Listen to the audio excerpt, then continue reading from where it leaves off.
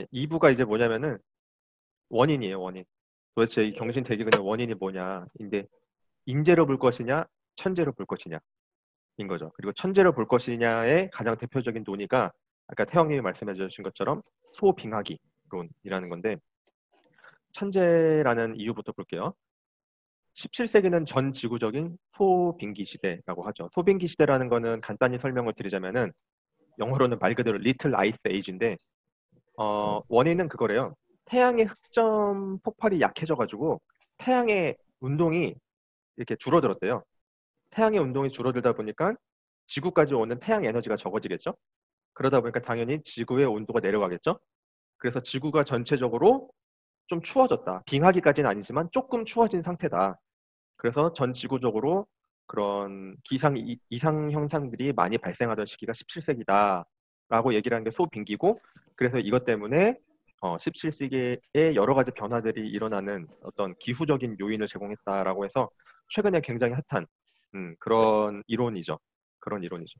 최근에 핫한 건 아니고 유럽에서는 한 50년 전에 핫했고 이제 한국에는 1980년쯤에 나용덕 선생님이라는 분이 맞을 거예요 아마. 그분이 소개를 해주고 최근에 와서 이제 아까 말한 김덕진 선생님, 김문기 선생님 이제 이런 분들이 그리고 그 이태진 선생님 이런 분들이 그 17세기 소비인기론을 가지고 이제 여러 가지 변동들을 설명하려고 하시는 거죠.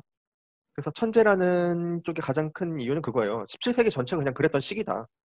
전 세계적으로 기상이변이 있던 시기다. 라고 하고 이번도 마찬가지예요. 그래서 흑점 폭발과 유성 활동으로 인해서 기온 저하가 일어났다는데 이 유성 활동 같은 경우는 소빙기랑은 관련은 없거든요, 사실. 근데 경신년에 유독 유성 활동이 많이 관측되긴 해요. 그래서 유성 활동 때문에 기온이 더 많이 내려가는데 일조했을 것이다라는 이제 그런 주장도 있습니다. 네. 그렇기 때문에 이건 조선이 막을 수 있는 문제가 아니고 그냥 뭐 태양 때문이라고 해야 되나? 뭐 하여튼 그랬던 시기다라고 얘기하는 건데 이제 반대쪽 주장이 이제 인재라는 거는 자연재해는 늘 존재하는 거죠. 뭐 17세기에 더 심했을 수도 있어요.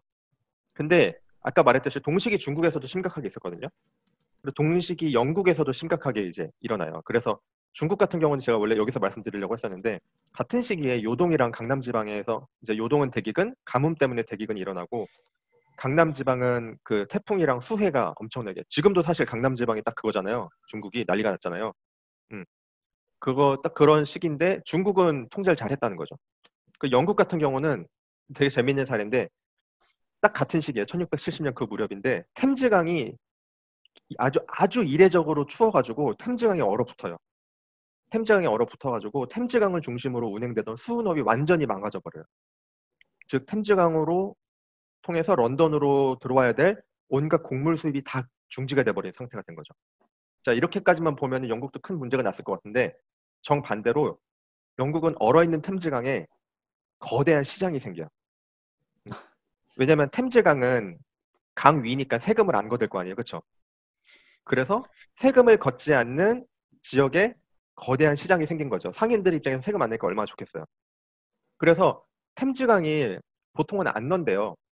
안 얼어서 거기에 이제 배가 왔다 갔다 하면서 석탄도 날라주고 물건도 날라주고 해야 되는데 템즈강이 2달 가까이 얼어 있는데 얼어 있는 동안 시장이 생기고 그 시장을 통해서 사람들이 물건을 물물 교환하고 이러면서 그 재해의 시기를 잘 견뎌내고 오히려 이게 하나의 새로운 트렌드가 돼서 상업 발전을 이루게 됐다라는 또 그런 연구 논문이 있더라고요.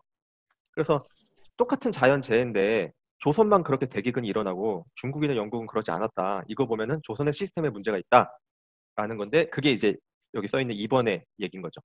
유통이랑 교육 체계나 아니면은 유통에 대한 규모, 유통이란 무엇인지에 대한 인식 등 이런 유통 교육에 대한 시스템이 전반적으로 굉장히 후졌기 때문에 조선이 이렇게 큰 재해로 발전할 수밖에 없었다.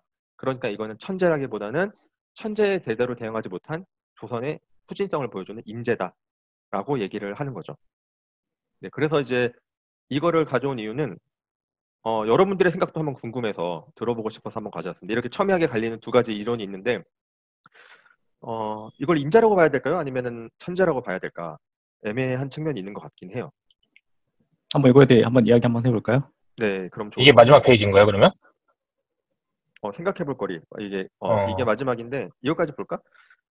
생각해볼 거리는 그래서 자연재해가 전염병 기근으로 이어지는 과정을 자세히 볼 수 있는 게 경신대기근인 것 같아요. 보통 지금도 사실 자연재해가 엄청 심하게 일어나고 있잖아요, 한국에. 저 그때 깜짝 놀란 게 기상청 보니까 일기예보 보니까 폭우주의보랑 폭염주의보가 동시에 있더라고요. 같은 지역에.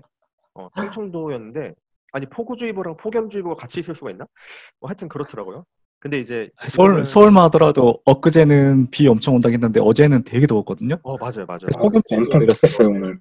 그러니까 그래가지고 이게 지금 계속 반복해서 나타나는 거예요. 맞아요, 맞아요. 그래서 근데 이제 지금은 우리가 막 덥다 춥다 이러고 막 제방이 터졌다 이러는데 조선 같은 경우는 그런 자연재해가 전염병 기근으로 이어졌던 거죠. 그래서 자연에서 일어난 피해가 실제로 인간 사회를 파괴하는 현상까지 가는 그런 거였는데 사실 저는 이거 볼 때 제일 궁금했던 거는 아니 이렇게까지 됐는데 조선이 망하지 않은 이유는 뭘까? 그러니까 이런 재해가 있는데 조선이 어떻게 안 망할 수 있었지? 라는 그러니까 그 원동력. 그럼에도 불구하고 조선 사회가 지탱될 수 있었던 힘은 뭘까가 이제 궁금했던 거죠. 여기에 대해서도 뭐 이론이 있어요. 어떤 선생님들은 약간 말이 안 되는 것을 여기서 쓰지 않았는데 양반이랑 그 지역민 사이에 강력한 유대 관계가 있어서 서로 상부상조하는 정신이 잘 발휘가 됐대요. 그래서 뭐 16세기에 뭐 성리학이 뭐 뿌리 내렸는데 그래서 뭐 어쩌고저쩌고 해가지고 그거 있잖아요. 향약 뭐 이런 것 때문에 서로 상부 해줘가지고 살아날 수 있었다 뭐 이런 얘기 하는데 제가 볼 땐 말이 안 되거든요.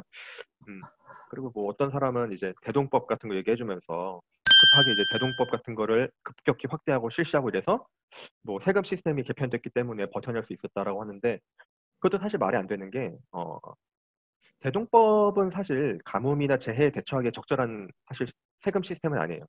그러니까 그렇게 주장하는 사람은 대동법이 좋다라는 것만 생각하고 이제 대동법을 실시하면은 재해를 이겨내는 도움이 될 것이다라고 생각하는데 사실 대동법 실제 논의를 보면은 대동법의 가장 반대 이유가 재난이 일어났을 때 사람들이 쌀로만 내는 게 불편하다. 그래서 대동법을 실시하면 안 된다라는 게 이제 주요 반대 논리거든요. 그렇기 때문에 대동법을 급격히 확대 실시했기 때문에 이런 재해를 이겨낼 수 있었다라는 주장도 제가 볼 때는 조금 따져볼 필요가 있지 않을까 싶습니다. 근데 어쨌든 중요한 거는 그러면 조선을 지탱할 수 있었던 힘은 뭘까에 대해서는 아직 저도 답을 내리지 못해서 또 이런 질문을 한번 가져와 봤습니다. 네.